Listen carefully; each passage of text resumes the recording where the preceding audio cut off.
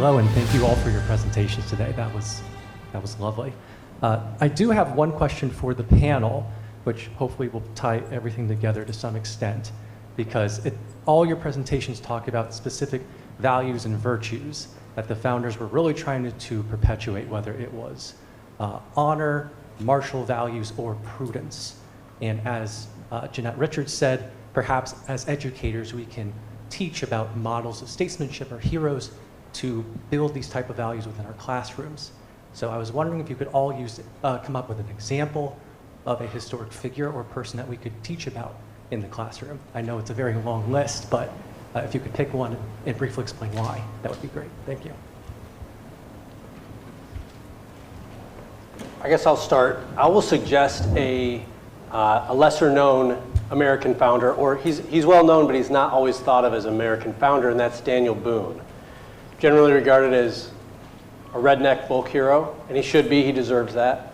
But besides being an explorer and a hunter, he was a patriot, a military leader. He was a colonel in the Revolutionary War, colonel of militia, and a quite philosophic man. He has a 17-page account of the settlement of Kentucky in John Filson's book that has an extremely long title, which I can't recall, but it's available on Google Books. John Filson's something about settlement of Kentucky.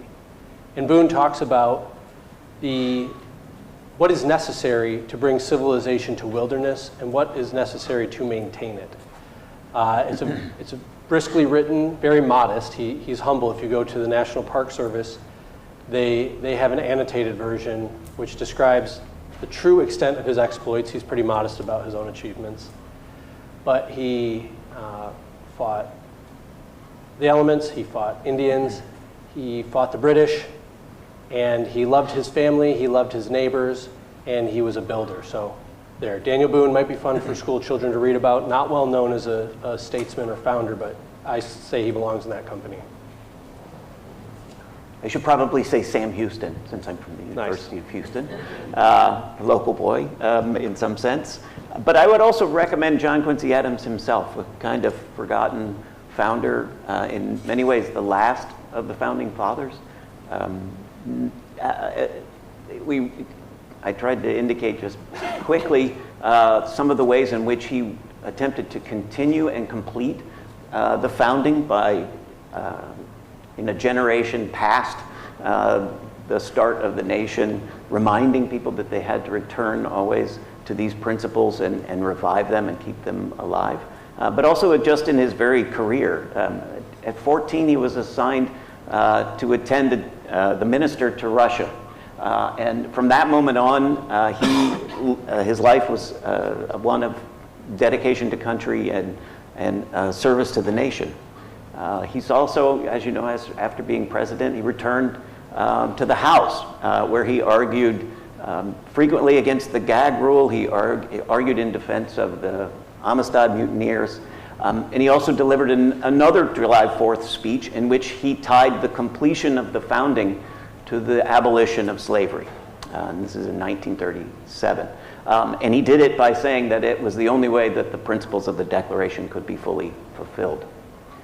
So I recommend John Quincy. Well, something that comes to mind, just I mentioned briefly, John Adams at the Boston Massacre, which happened shortly before the Revolution.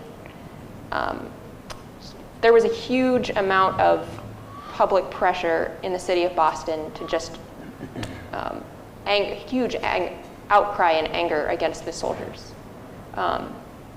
And they asked John Adams, who was a great revolutionary hero and supported the cause of the revolutionaries, they asked him if he would defend them in their trial. And I think that is a very important thing to focus on in the American founding because of the reasons that he wanted to do that. I think it's tempting to say, oh, well, the American founders, they only cared about their own rights. You could think that like they were vindicating the rights of their own people. But I think it shows that they really cared about these rights that they were talking about in principle, the right to a fair trial, even when it was someone that was very unpopular.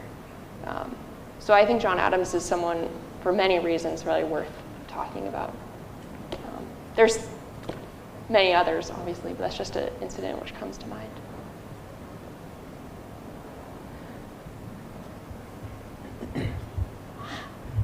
You've hit on a lot of like complicated text today. As a teacher of like struggling readers, how would you advise and how to tackle these, like the Declaration of Independence or a political speech?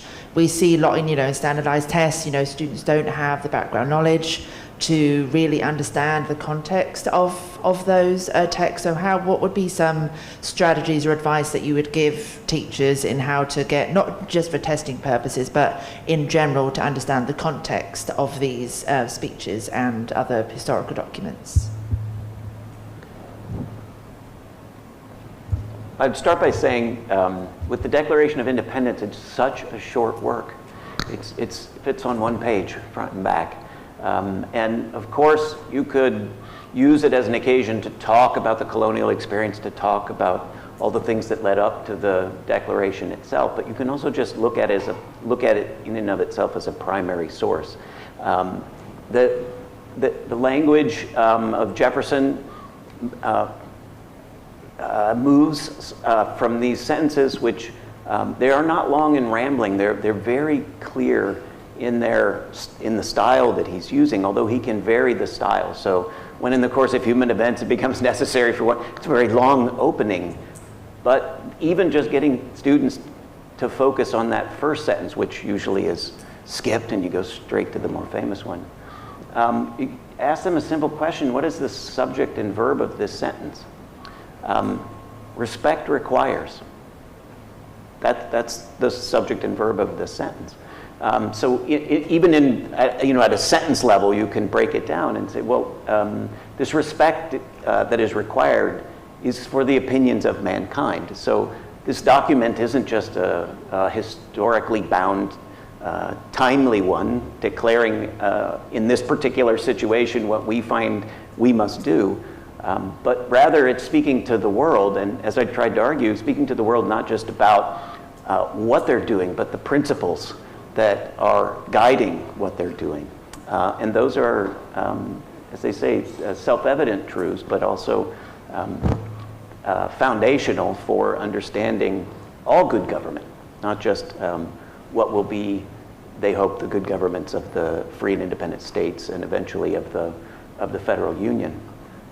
Just the speech of John Quincy Adams, I wouldn't recommend many of the others, except maybe graduate students because they're so long. But this one in particular is fairly short, and it goes well with looking at the Declaration text, because he rehearses a little bit in a few paragraphs the background, what led up to the signing of the Declaration through the colonial experience, but especially it uses the Declaration as the principled ground upon which to talk about something that is in the news this week. It has been for several weeks, which is that the Monroe Doctrine is still the foundation in some way of our principled foreign policy, and it would be fantastic if more students were directed to understand that, I forget what it's called now, the Monroe Doctrine is actually the Monroe Doctrine with some corollaries, but when it was first presented by James Monroe as president, it was really John Quincy Adams as Secretary of State who had laid the groundwork, and it points to the Declaration's principles. And that would be wonderful for people today to remember.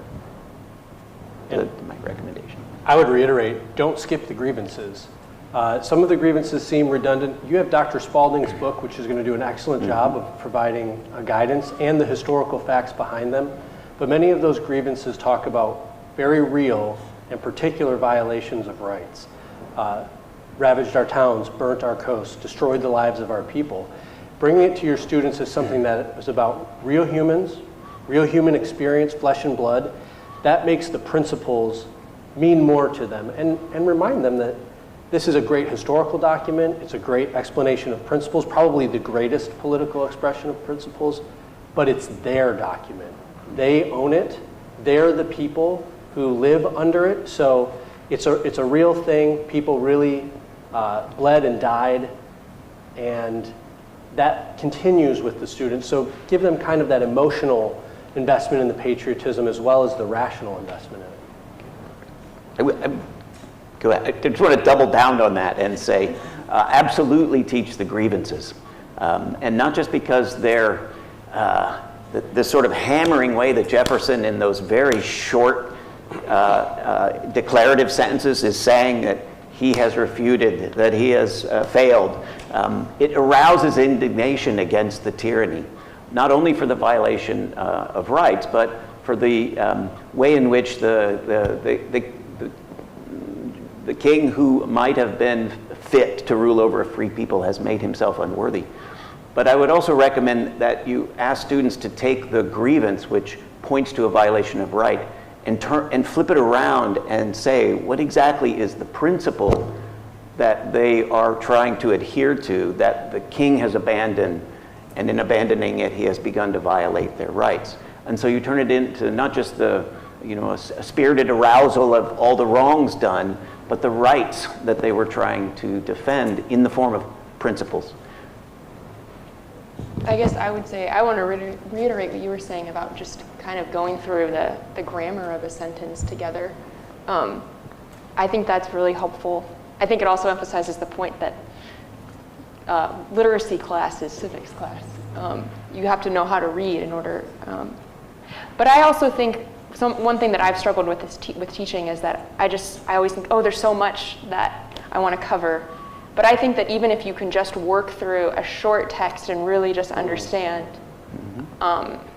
even just going through it together and making sure we really even understand what this sentence is saying together is more important than trying to cover like a whole huge array of things. I think slow and steady. I teach the Declaration and Constitution to police officers, and so they're adult students, and they have not read it or have not read it since middle school. They don't know it. They learned many things that their curriculum required them to learn. They learned many things. They don't know this document at all, and you have to do what your curriculum states to a certain extent, but to the extent that you have authority to do it, much better to let them really dig into this most important document and really know it than have a passing, quickly forgotten knowledge of 50 different things.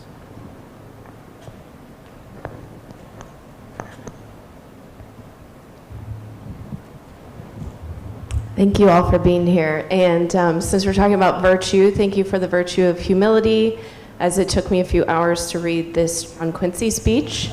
And I learned a lot of history of things that, he would use 2 words, and it led to this whole history lesson. But I'm curious specifically, right, because we have to understand this in order to teach it well.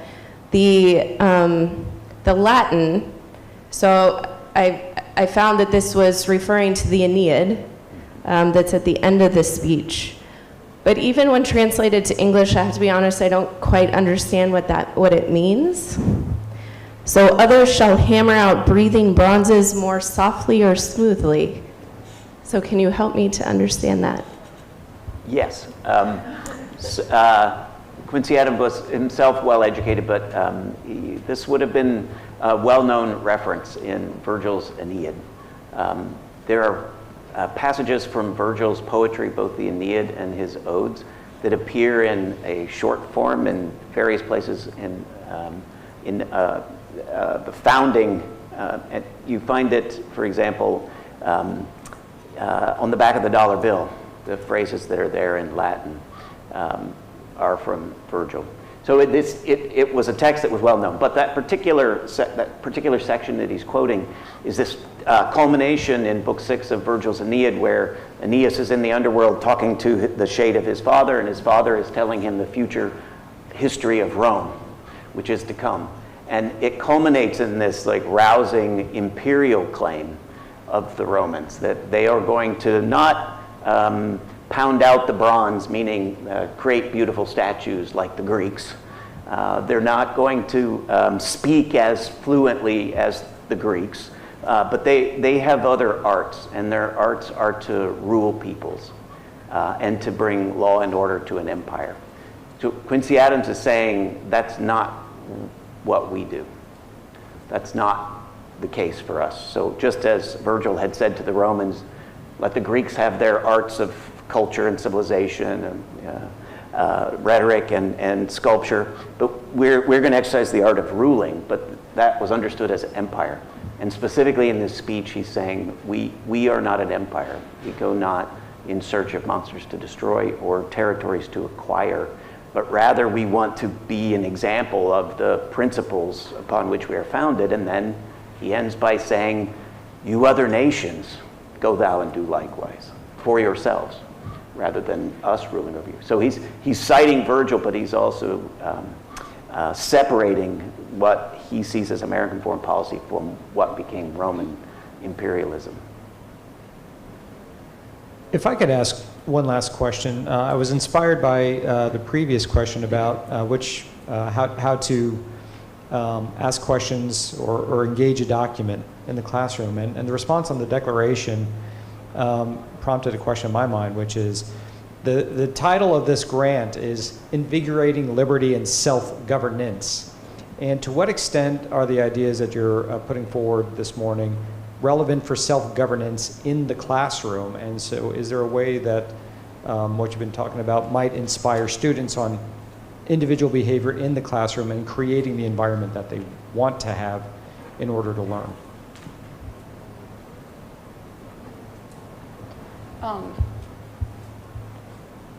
Well, I guess I would say that sort of with the understanding that you are trying to teach them to be a free citizen, you respect them enough that you're trying to help them understand what the principles of our country are. So that I think that when you read these documents, they're very serious documents, and I think that when you read them, they encourage you to take that seriously. And in my view, reading that, it raises the tenor of the classroom. If you realize this was a great man or a great woman who had these thoughts and are saying these things and in these kinds of terms and language, and even just filling their minds with this kind of language, I think raises the tenor of the classroom a lot. Is that kind of what you were getting at with your question? I'll admit at the beginning I don't have a particular prescription for this, but if we think about the spirit of 1776 being appreciation and proper exercise of rights and participation and completion of duties, that's counter to the modern mentality in which we're almost passive receivers. We look at digital media, things happen all around us that aren't within our control, and we need to look at ourselves as beings of action with rights to enjoy. We get to do things. We're free. You're very free in Florida. We're free in this country. So we have to figure out what we're going to do with that freedom, and then think about how do we serve our society? What are the useful things we can do that contribute to our happiness in doing them, and then to the happiness of our neighbors in them receiving? Learning about these grand and important documents, I think if the teacher is excited and brings that, the students will be able to sense that enthusiasm, and you can start talking to them about being real human beings, choosing, deciding, pursuing happiness, controlling their lives to the extent that they can, being content with the extent that they can. Your enthusiasm, which probably comes from, you're attending this session. That's a really good start. You're pursuing knowledge. And then asking the types of questions you are so you can really understand these documents and then speak about them with confidence. That, I think, will help inspire students to say, I can be like that. I can chart my way to a greater extent than I thought I could. I would just add, with respect to self-governance, it's not enough to be able to articulate your rights. I think that most teenagers are quite capable of articulating what they believe to be are their rights. It's a little more difficult to remind them that with the rights come some reciprocal duties, that others have rights too, not just you. But I think even more importantly, they have to be reminded that both the duties and the rights only make sense within this horizon of principles, that you have to be able to understand the principles and adhere to them. And then that puts limits on the way you articulate your rights or how you understand your rights. And the adherence to those principles then translates what is otherwise license, pursuing your rights however you feel you should, but having principles in mind and adhering to them when you're attempting to articulate your rights and understand your duties. So I think that would be an important part of self-governance, is not just rights and duties, but remembering and adhering to principles. Join us in falling in love with America again.